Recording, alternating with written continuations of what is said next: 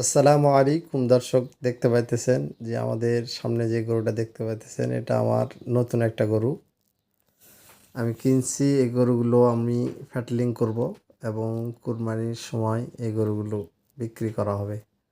এই গরুটার দাম নিয়েছে 55,000 টাকা এবং এই গরুটার দাম নিয়েছে 45,000 টাকা।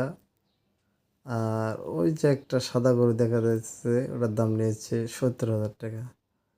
আমার এই গরুগুলো কুরবানির সময় সেল হবে এবং এই গরুগুলো বিক্রি করব সে সময়, এবং এইগুলোকে দানাদার খাবার খাওয়াই আমি এবং এই গরুগুলোকে ফ্যাটলিং করব, করে বিক্রয় করব।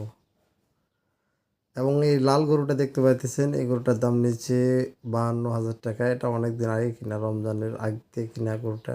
এখন মোটামুটি হৃষ্টপুষ্ট হয়েছে, এত সুন্দর ছিল না, এখন সুন্দর হয়েছে গরুটা। এ পর্যন্ত দর্শক।